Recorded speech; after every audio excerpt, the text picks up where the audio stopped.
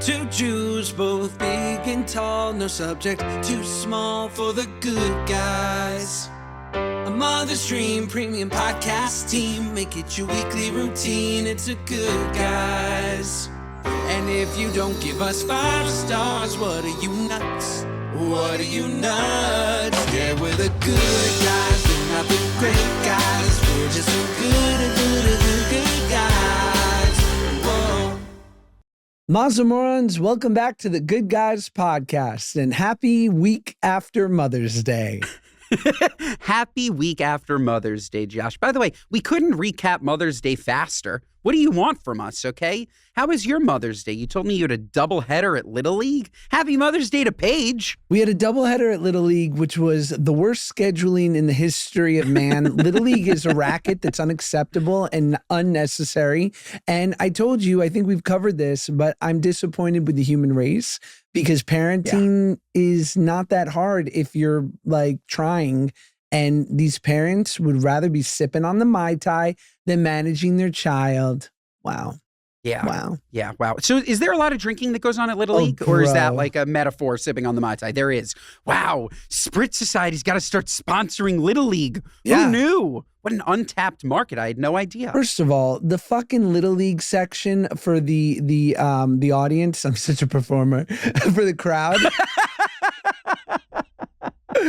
Bro, it's like a fucking Greyhound bus terminal, okay? These fucking millennial parents are sipping so hard. I'm like, why don't you just, you think you're fancy because you're putting it in a Mai Tai?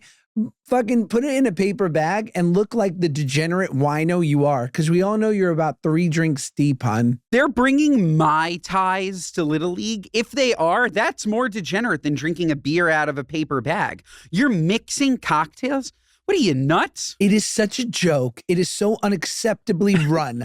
This age is so fucking awful for Little League because it's still this hybrid system where like parents just mosey on into the dugout with their fucking Mai Tai and they're like schmoozing. It's like there needs to be separation of church and state.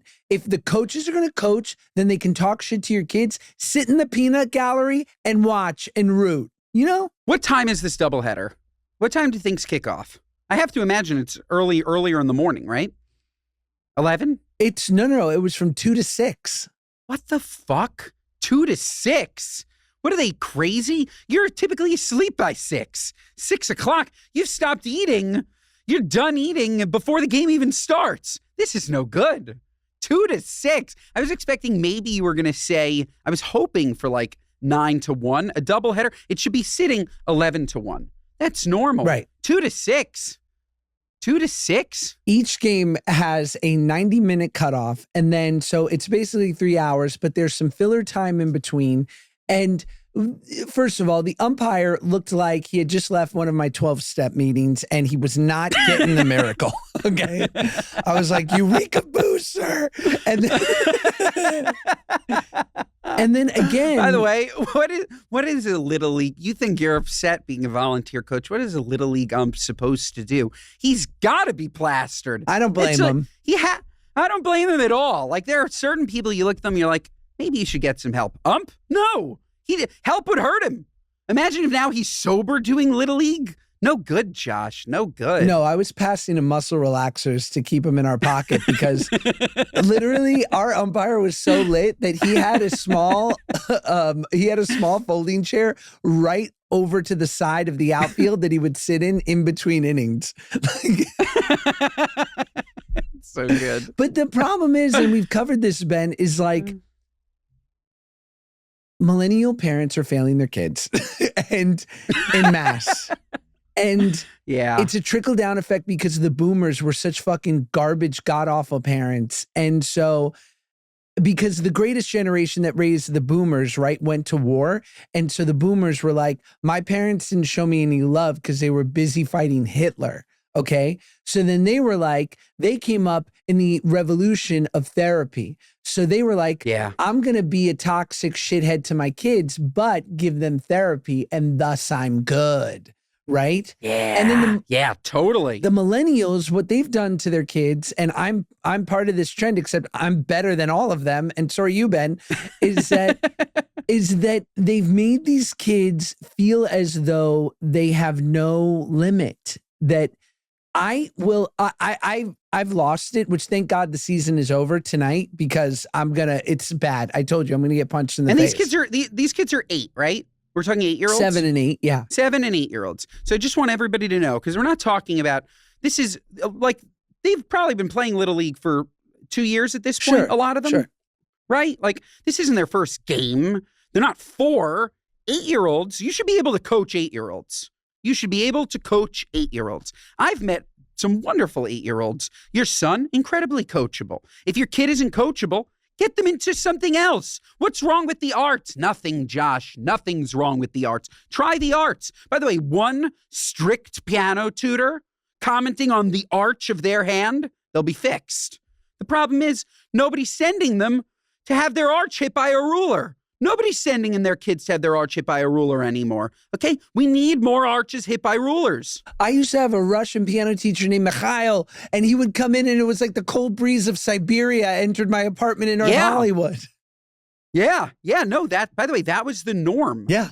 That was the norm. If you had a piano teacher, they were fucking mean. Yeah. Okay? And the reason they were mean, Josh, is because they were trying to teach you something incredibly difficult at a very young age. And in order to get results, you had to be a little bit mean. Yes. You had to be a little bit mean. You had to. And that's exactly what it has to be in sports. I remember perfectly, I hated early on my coach because he would make me in basketball do suicides. But by the way, looking back on it, I was a portly 10-year-old. I had to do suicides. Otherwise, I couldn't play.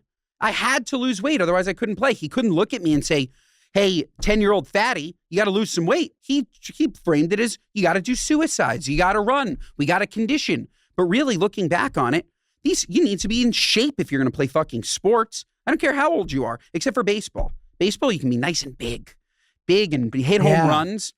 But otherwise, you got to be in shape. I couldn't agree more. I think one of the greatest gifts you can give a kid, and they can discern whether it's true people being mean or actually mean that is inspiring growth. Everyone, like that Russian piano teacher I had, the reason why I liked him, even though he was mean as hell, but he would bring me little candies too, right after I blew him. No. But you know what? I got really good really quick on piano because he was a fucking great teacher. If you can teach your kid to be like, the person who is tough but makes you better quickly is a winning combo, and to not be afraid of that, but to appreciate that is such a gift you can give your kid. Yeah. No, that's a problem. I wonder if this is an LA problem. No, I think it's... Or if this is you think it's a generational problem? Like, I wonder if this is what's actually going on in Little League in Georgia. It's probably better there, but yeah, it's probably worse in cities like New York and LA, but yeah. And LA, yeah, but it's still bad. Tell me about your Mother's Day, Ben. It sounds fabulous. I like a movie, but I really want a movie where you are a Little League coach and you are teaching the youth of tomorrow. I think it's wonderful. Speaking of not wonderful, though, Josh, I just watched the worst Hallmark movie of all time, this Mahjong movie. I tried to watch it. Oh, my God. This was... And somehow, for whatever reason, Tia Mowry and what's her name Mowry. from... Tia Mowry. It sounds like a drink at the Four Seasons Wailea. Tia Mowry, Maury's daughter, and what's her name? Barbara Jean from Reba. What is the actual actress's name? I don't remember. They're randomly in this terrible movie. Terrible. Oh, I usually won't allow any Hallmark dragging on our show, but I'm sorry. It was so bad. Some of them are not good, and some of them are so good. No, but yeah, no, we're pitching though. Look, Hallmark, this is a flop. Okay, the not flop is going to be Josh as a Little League coach. Okay, he's going to come in and he's going to teach the youth of tomorrow. Okay. Let me ask you this, and just comparing this to great dramas, right? League of Their Own. Yeah. Coach Carter, Hardball. Yeah. What's the one with Walter Matthau with the fucking, the Bad News Bears, Gene Hackman and Hoosiers? Has there ever been a good movie where the coach goes, "You're doing great, buddy," when they suck? No. We need mean coaches. We need them to fucking be tough. That is inspiring.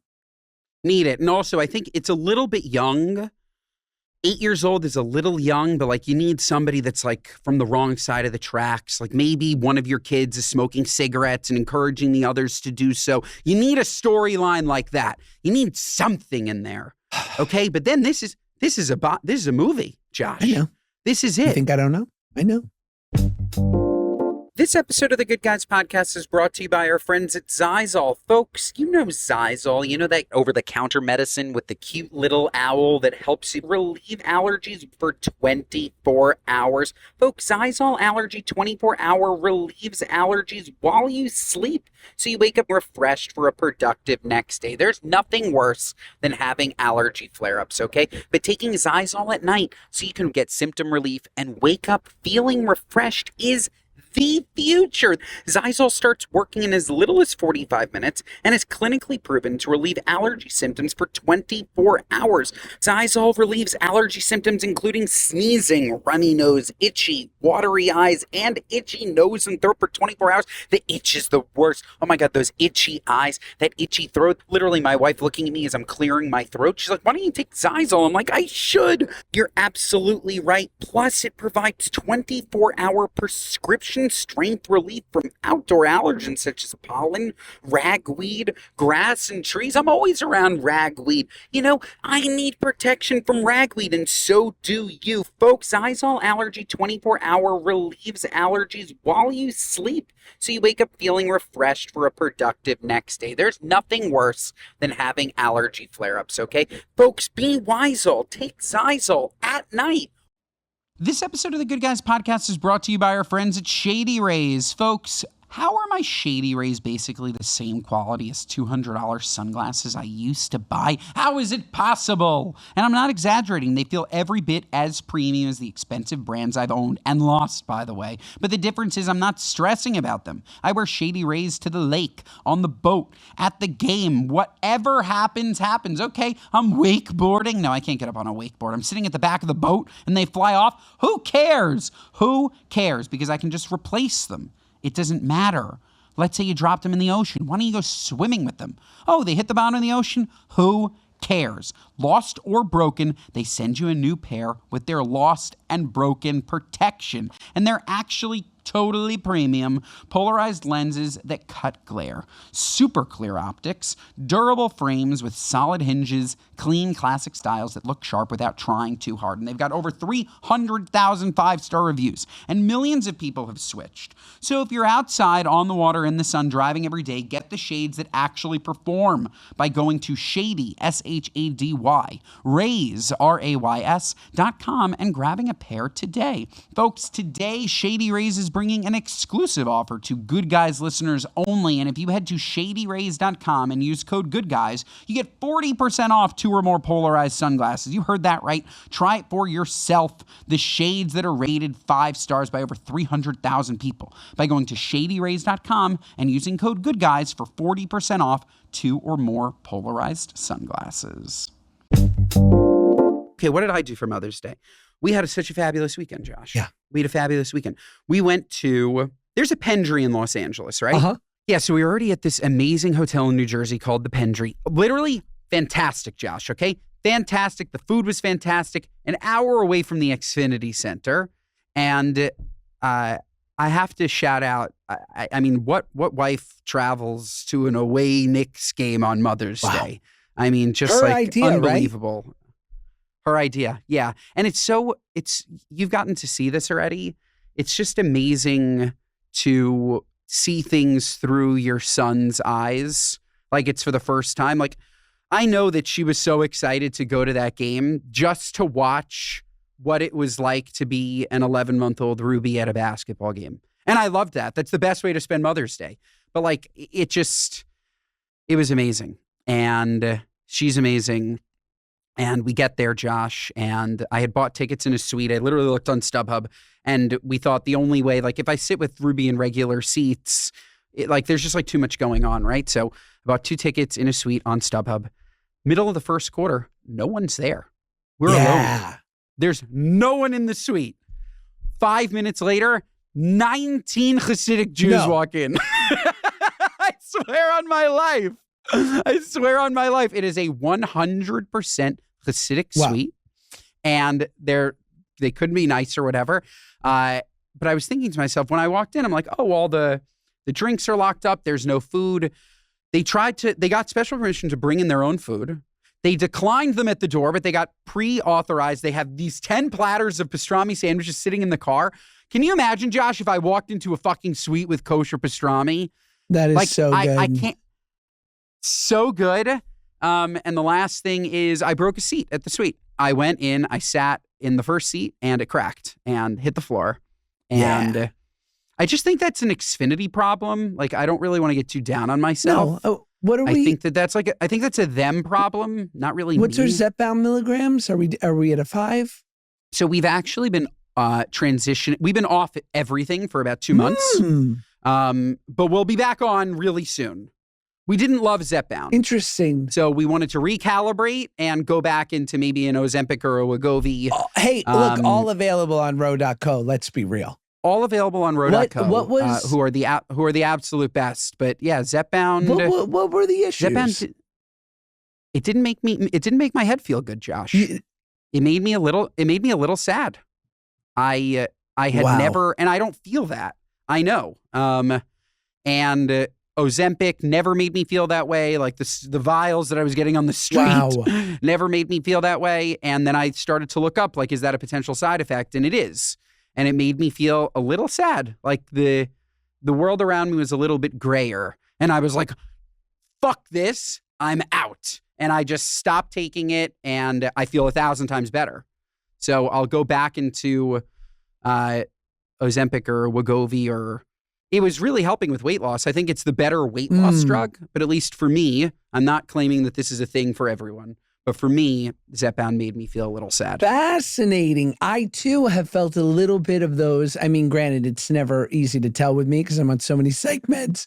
But interesting. I too, have felt a little bit of that rainy cloud feeling from my microdose. So then I think you should look into switching to another one. I know a bunch of people who have felt this way, and I can tell you that I never felt that way on Ozempic. Is it maybe less effective? Yeah, but it's still really effective. Like, I don't need the best weight loss drug that also makes me depressed. I need a good weight loss drug that doesn't affect my mental health, which it definitely If you think did. about the effects of what it has, right? It's like dealing with the dopamine center in your brain. Right? Like the reward center. Yes. So if it's turning, I don't think it can decide, oh, I'm only going to turn it down for food. It's got to turn down the chemical. And so everything lacks a little bit of the vibrancy that it once had. Totally. I just never felt that with Ozempic. I never felt that with the GLP-1s. Maybe it's that second one or whatever that really goes in and does what you're saying, which is why it's such an effective weight loss drug. Like, people are it's flying off with these GLP. Is it GLP-2s? Is that technically what they're called? Yeah, now there's retatrutide, which is a GLP-3, and that just means that the hottest people ever are all going to be killing themselves. Oh my God. I was going to say, enjoy being skinny in a casket. Yeah. Like, I don't want that at all. I'm very, very happy with my Gen 1 GLP-1 that helps me eat less, keeps me healthy, but doesn't affect whatever's going on up here. That was the first time that I've ever had that, where I couldn't explain it, right? Like, of course, I'll be sad about something and I'll be able to explain it or identify it. This was very scary, Josh, being sad and not knowing why. Wow, welcome. I hated it. Welcome. I hated it. Isn't that welcome to the worst club in the world? No one wants to be a member. It was really bad. So I was like, fuck this. I talk about it because I hope it can be helpful to anyone listening. Like, that's the thing about depression, is that there's no good rhyme or reason, and you can't throw logic at it. And it's like a resting, at its worst, I've described it as, it's like I'm treading water and I'm alive, but it's exhausting. And it gets harder to, like, the gaps in between getting that big breath become longer. And you're like, oh no, because you don't want it to take too long. Okay, most importantly, when the 19 Hasidic Jews walked into the suite, did you welcome them with "Assalamu alaikum, y'all"? No. I honestly, in my head, I was just like, can I go to a Knicks game and not meet cousins? Oh my God, you attract them. I do. It was amazing. Hashem was in the house. Did they give you Knicks food? were up by 1 million immediately. They didn't get food, Josh. They wouldn't let him in. He got it pre-approved, and then they stopped them with their 10 platters at the door. That's horrible. That's why they were late. Horrible. Yeah, they were late because they couldn't get their food in. Can you imagine? Terrible. So we were all there hungry. Actually, no, I was eating French fries. That is such a mistake by the 76ers or the Xfinity Center, because those Hasids are not paying for those tickets now. The level of kvetching that's going on, they certainly shouldn't. I mean, that's crazy. It's crazy. Pre-approved, they come with 10 platters. And by the way, if you own a suite, you can bring whatever the fuck you want. I don't think that's true. Can you? No. Why not? You don't Absolutely think you can't? Not. You can't. No. Okay, so maybe I'm wrong. But in your case, I'm sure that they religious exemption. Yes, but I don't think you could be like, we'd like to have, Panda Express. I'm saying you could cater it. At least I thought that's what you could do. Like I've gotten like in a suite, for example, I've asked beforehand if they could order Spritz Society to the suite so that I had it for the people that were with me. And you go and you still pay for it. It's not like bring your own. Like you pay for it. I've at least seen that before. Maybe. I guess the bringing in part, they should have just had the Xfinity Center order it, but then you never know. Whatever. Yeah. So it was turned away at the door, Josh, and I would have loved to have seen the spread. Now, did you wear Knicks gear? Oh yeah. I wore a Knicks hat. I wore a Knicks jacket. Ruby wore a Knicks onesie. Claude wore a Knicks jacket. We were Knicksed out. And let me tell you, 70% of the arena was Knicksed out. Because that's brave. Because like my boy Benji Kleiner, shout out, is the ultimate New York Knicks fan. And he's like, but I mean, he literally, like, I'll call him when the Knicks were down 0-2 in the series. I called him and I'm like, are you okay? And he's like, nah. And I'm sorry, in the first series before Philly. But yeah, I was like, are you okay? And he goes, nah. And I was like, and so when we were talking about Philly, he's like, I can't travel to that game because like I'll be too much, and it will risk my safety at a Phillies stadium. Yeah, I've been to a lot of away games, and I just don't give a fuck. I'm not looking to start stuff with anybody, but I am unapologetically screaming, rooting. Oh, you're crazy. In Philly? You wouldn't go in Giants gear to an Eagles game. I would. No. I would. That's dangerous. That's bad for your health. I would. The thing is, the 76ers' soul has been taken from them, Josh. They're not fighting in this series. The series is over. We swept them. This was a beating. There were no angry 76ers fans there. There were no 76ers fans there. It was insanity. I've never, ever been to a game like this in my life where the crowd was significantly louder every single time the Knicks scored. Wow. The 76ers fans sold their tickets. They're like, fuck this. It's not it this year. It was crazy. And I've realized the problem, Josh. They need to move the Xfinity Center where the 76ers play. And literally that's right next to Lincoln Field or whatever, where the Eagles play. They need to move it way further into Philly, way further into Pennsylvania, because it's right now way too close to New Jersey. It's a 2-hour drive from Manhattan. You are welcoming enemies riffraff by being this close. I'm sure that doesn't happen at a Pittsburgh Steelers game because it's way too far. We're not driving 9 hours. That's crazy. To go to a Giants Steelers game. But we are driving 2 hours to go and see the Knicks for a quarter of the price than the Garden. Like, Knicks fans are eager to go to Philly because they save $1,000 at least a ticket. Rolling through Pennsylvania when you're in between Pittsburgh and Philly, you realize why that state is purple. Because, yes, let me tell you out in the country, dog, and everybody looks like Shane Gillis. You know? It's just like New York. It's like you start driving up New York, drive from Manhattan to Buffalo. It's every state. And you will see. Yeah, but these are big states, I guess. Like, are these big? I guess maybe, I don't know if they're bigger than most. Yeah, no, they're huge. California, you drive from San Jose to Modesto, you're going to see some different types of people. The best. Those are the real winners of California, because they don't like Gavin Newsom, but they do like to party. They like a nice buzzball and and a teener of something good. Yeah, don't we all? Wow, so there Sounds you delicious. were, man. You were there. You're Timothy Chalamet traveling for the Knicks. I was Look there. At you. I'm Timothy Chalamet traveling for the Knicks. I love it. And I'm already thinking, what away game? We don't know if they're going to play the Cleveland Cavaliers or the Detroit Pistons, but I can tell you I will be going to an away game. Wow. One of them. This is the greatest chance. By the way, we're a sports podcast. This is the greatest chance we have to win a championship in our lifetimes. Wow. It's like not even close. The Celtics were the team to beat in the East. They're dead.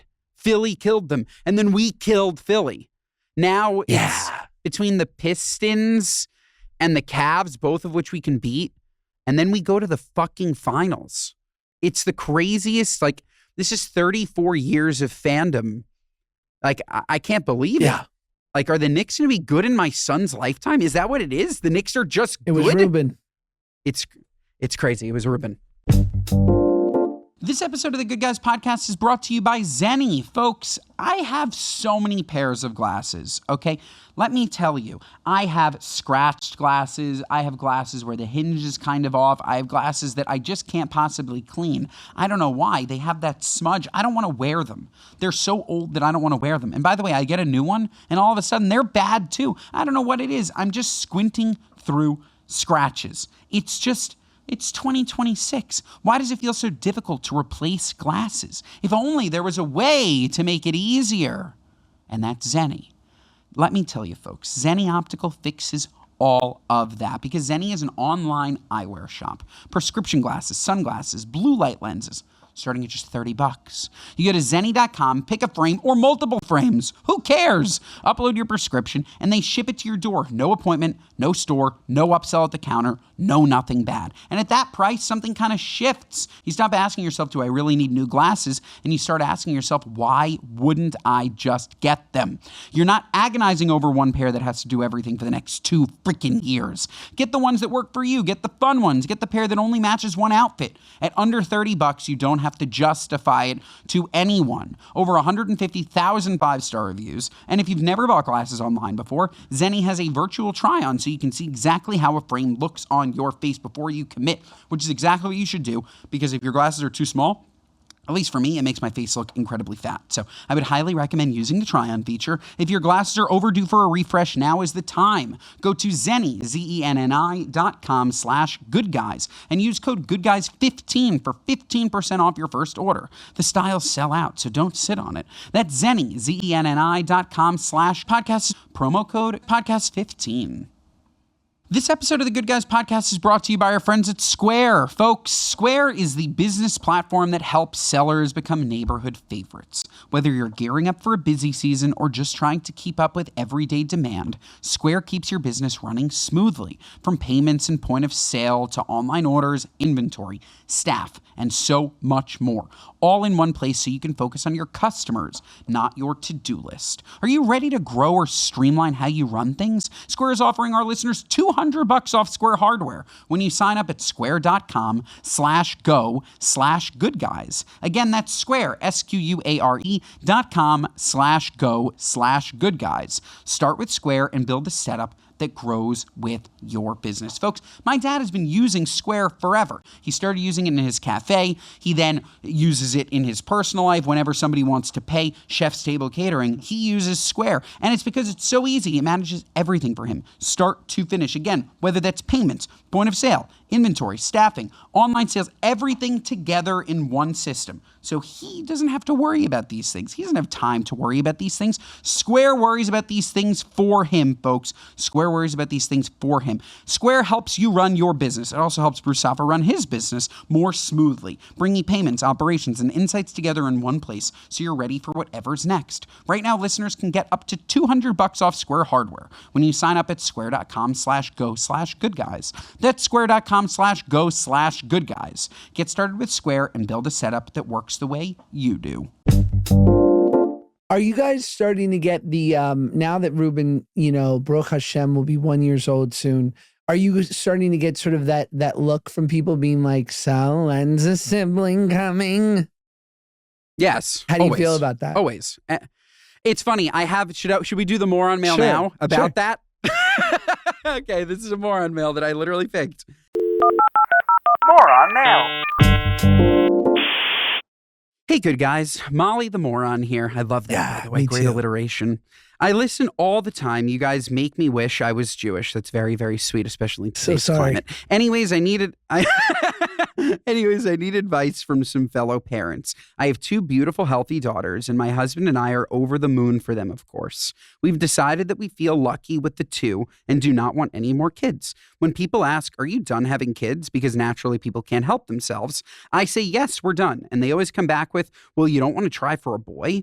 Or why don't you want to give your husband a boy? I just don't know what to say to these people anymore. I need something to say to shut them up, but not come off as a total bitch. My husband tells people he has 2 healthy kids, and that's more than he could ever ask for, but I'm at a loss for words at this point. I'd love any help you can offer. Thank you. I love you both. First of all, my favorite quote is, I don't care about your booze because I've seen what you cheer. Pinterest. Secondly, you don't need anyone else's acceptance or their unsolicited advice, because the truth is, no one's going to be there for you when the shit gets hard. They're not going to be there. No. Certainly not the random person. No, never. So to answer your question, I want to have a big, beautiful family. But yeah, we're being asked. But you don't feel all the time. Like I'm only asking you because I don't want you to feel pressure or like these ignoramuses giving you a hard time. I think that because Claudia and I were together for so long and didn't have didn't try for a baby, I think it took the pressure off. Yeah, there's no pressure. Like, we were together for 9 years and we popped out Ruby. BH, healthy, thank God. But yeah, there's no pressure. I haven't felt it from anyone. I think I must just have like a good circle around me, because clearly whoever's writing to her or whoever's talking to her, they got to mind their own fucking business. If somebody says I have 2 healthy daughters, I'm good, there's nothing else you can possibly say. Why would you say you don't want to try for a boy? Why would you say that? Like, because people are at a default uncomfortable with their lives. They can't help themselves. They pinch, they poke, they prod. Triple P. I know. I don't know why. Like, people are boundaryless. They have no limits. They want you to be as miserable as they are. They want you to be as miserable as they are. They do. They absolutely do. I work on it all the time. You know, I was in a 12-step meeting, and it was sort of like the topic was asking a higher power or whatever you believe in to show me, to help me see where I have defects. And I really identified with that, because I think that I know all of them. And the truth is, like, there are things that I'm not even aware of that I'm doing that put me in conflict with people or with just a road to happiness. And it might be subtle. It might be more glaring. It's probably more subtle, which is why I don't notice it. But this idea that, like, and that's what's great about having a partner, because what can be revealed is, oh God, I didn't even know I do that. And so many people don't realize that. They're like, no, I'm complete. I'm baked. This cake has been baked. No, for sure. It's on a different level, but I'm very, very conscious these days of even my thoughts, which is different than what I say. I'm very, very conscious of, oh, that was a really, really mean thing to think. You shouldn't be thinking that way. I don't know if you ever have that, but I have that internal. I think that if you I'm trying to train myself to just not think so meanly. Like, and it's funny sometimes too, but it's also sometimes mean. It's like, why did your brain go to that?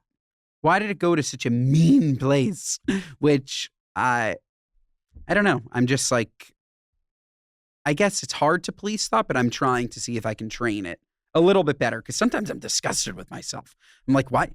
What the hell? Why did you think that? That's so mean. Do you ever have that? I do. I think, like, there's a 12-step adage of we can't control our first thought, but we can control our first action, right? So sure. Okay. Well, I'm good at controlling the action, but I don't even want the thought. I don't want it. I want to just, like, not, like, yeah. Like, I think it's just I'm quick to anger. I'm quick, and it doesn't mean that I execute or deliver on that anger, but I feel it, and it's just like a sharp. It's like lightning, and I just get really annoyed really quick. I'm like, fuck that, and I just have to be like, reel it in, Peck, like reel it in. So it's interesting that you say that. Another thing that I'm acutely aware of and becoming more aware of is when I feel that way and I think I'm not acting on it, you can still see me feeling it, and that means I've acted on it. Does that make sense? Yeah. When you're sitting in the room with somebody who's a fucking misery, but in their head, they're like, I'm not complaining.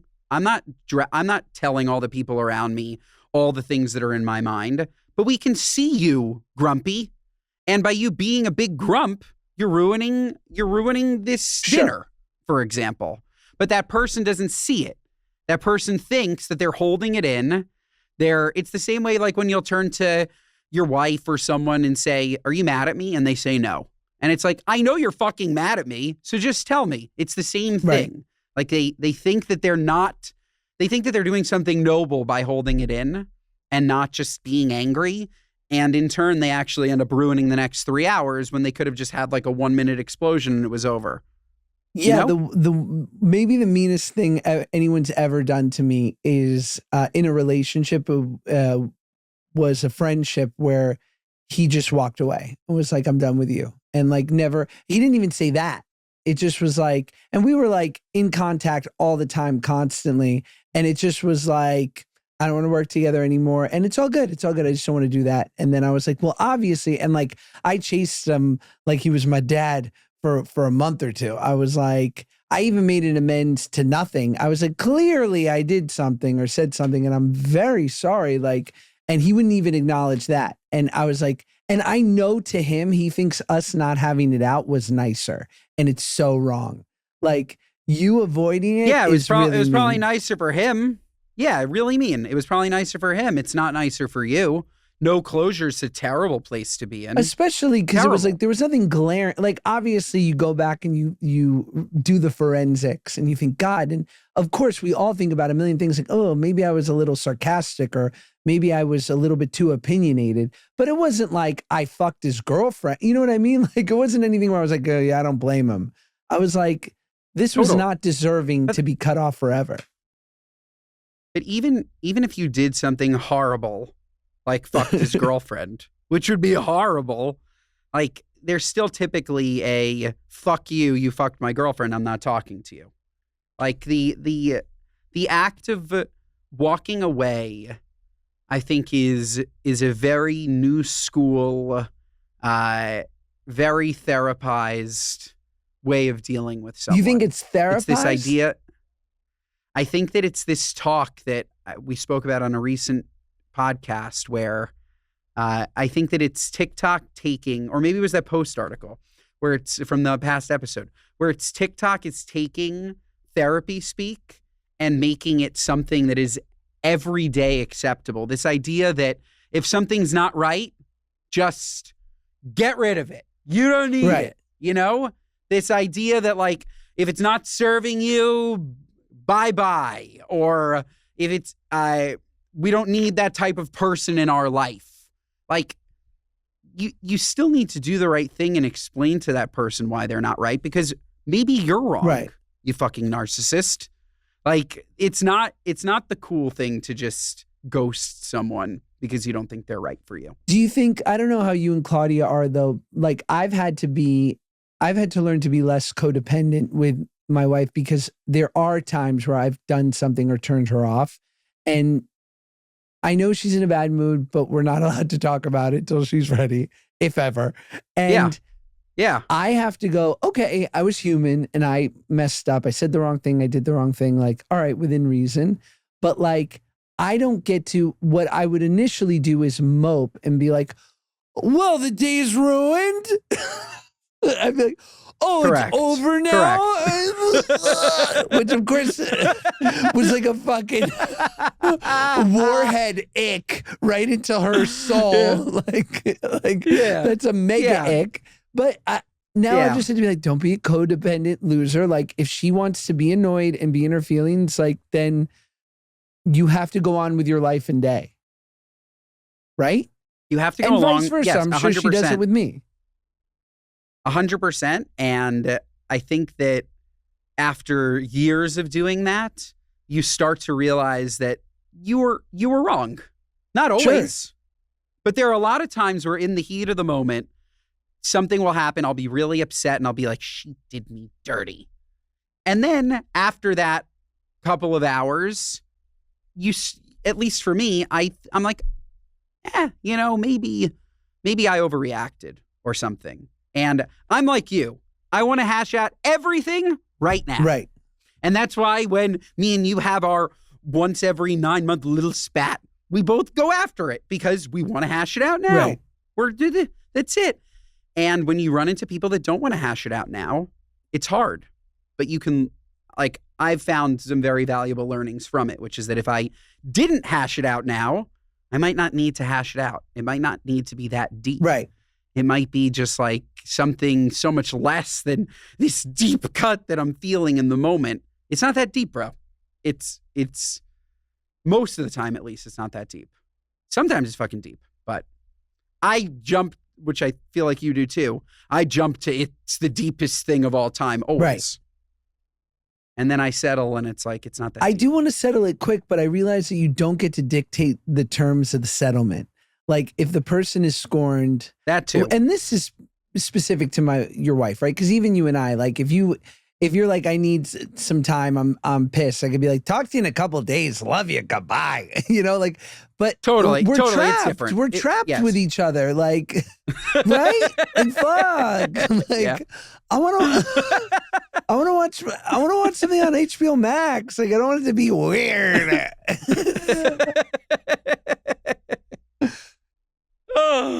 Yeah, it's funny. Claude is always like, I want to watch something on HBO Max. Let's not be weird. And I'm like, but I want to talk about it. And I've gotten so much better at that because, yeah, I'm a big fucking pussy. Like, shut the fuck up, Ben. Like, she wants to drop it, drop it. Right. You don't have to dig deeper on something. It can be over. Watch TV. Forget about it because it was insignificant to begin with. 99% of the time. That 1%, okay. Most of the time, it's not significant. I love to blow it up. Isn't it funny how I want to blow it up, but and once you get married, there's really like no such thing as like makeup canoodling. Like, you will make up, but you probably won't canoodle over it. Why would you want, by the way, the idea of makeup canoodling is insane to me. Like, it doesn't even make any sense. Like, I was just so angry at you. I'm not all of a sudden like charged to animalistically have sex with you. Like, all right, I was just agree to disagree. I just want to go to sleep. Like that's it. Like, I'm done. Okay? Or eat something. I want to eat. Give me a fucking bucket of pad thai. Argument over. Bring on the pad thai. This episode of the Good Guys Podcast is brought to you by our friends at Nutrafol. Folks, good hair days do more than we give them credit for. When your hair feels healthy, you show up differently. You feel more confident, more relaxed, and you're not constantly checking the mirror. Nutrafol supports hair health from within and delivers results over time so your hair becomes something you enjoy, not something you stress out about. Folks, Nutrafol, as you know, is the #1 dermatologist recommended hair growth supplement brand. And it's the #1 hair growth supplement brand personally used by dermatologists. I love my dermatologist. I'm sure you love your dermatologist too. I trust her. I'm sure you trust her too.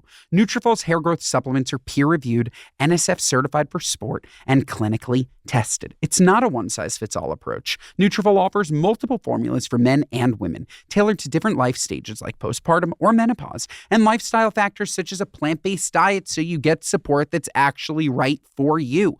Adding Nutrafol to your daily routine is easy. Order online, no prescription needed, with automated deliveries and free shipping to keep you on track. Plus, with a Nutrafol subscription, you can save up to 20% off and get added perks like free Headspace membership to support your hair health journey. Folks, let your hair become one less thing taking up space in your head and see thicker, stronger, faster growing hair with less shedding in just 3 to 6 months with Nutrafol. For a limited time, Nutrafol is offering our listeners $10 off your first month subscription and free shipping when you visit Nutrafol.com and enter promo code GoodGuys10. That's Nutrafol.com, promo code GoodGuys10, spelled Nutrafol.com, promo code GoodGuys10. This episode of the Good Guys podcast is brought to you by our friends at Branch Basics. Here's the thing, folks, about cleaning products. You use them every single day, sometimes multiple times a day, on the counters where you prep your food, in the laundry detergent you're soaking your clothes in, on the floors your kids and pets are crawling on. And with spring cleaning season here, it's worth asking a simple question. Do you actually know what you're cleaning your home with? You don't. Stop lying. Of course you don't know. You just picked up the product that you've always picked up. You have no idea. And let me tell you, your home environment plays a much bigger role in how you feel than most people realize. A lot of conventional products look clean, smell clean, even say natural, but many still contain ingredients linked to hormone disruption, skin irritation, and respiratory issues, all just because I clean my house. I don't want to clean. But if I'm cleaning with Branch Basics. And here's what most people don't know. In the US, companies aren't even required to disclose every single ingredient in cleaning products. So you could be spraying and washing with chemicals you would never intentionally bring into your home. Branch Basics changes that entirely. This female-founded brand is redefining transparency and eliminating toxins from our homes, starting with the products we use the most. Cleaning products. Their premium starter kit comes with one powerful concentrate that makes everything from laundry detergent, bathroom cleaner, glass cleaner, even pet wash and vegetable rinse. One formula, no mystery ingredients, no unnecessary fillers. Spring cleaning isn't about decluttering. It's about upgrading what you allow into your home. And once you know what's inside conventional cleaners, there's really no going back. Folks, we use Branch Basics, and let me tell you, it's great. It's fantastic. It cleans, and I don't have to worry about all the toxins and crap that were in those other products. Smell you later, other products. And here's the good news. Branch Basics is now available everywhere you shop at Target, Target.com, Amazon, and of course, branchbasics.com. Tossing the toxins has never been more convenient. And for anyone grabbing the premium starter kit, you can still save 15% off at branchbasics.com with our code GOODGUYS. Just use code GOODGUYS for 15% off the premium starter kit at branchbasics.com. After you purchase, when they ask where you heard about them, please make sure to mention our show. Well, did you know that the New York Post says that foreskin reconstruction is dividing penis doctors inside the promises and pitfalls? Every so often, Dr. Lawrence Levine fields a phone call from a circumcised man desperate to restore his penis to its original glory.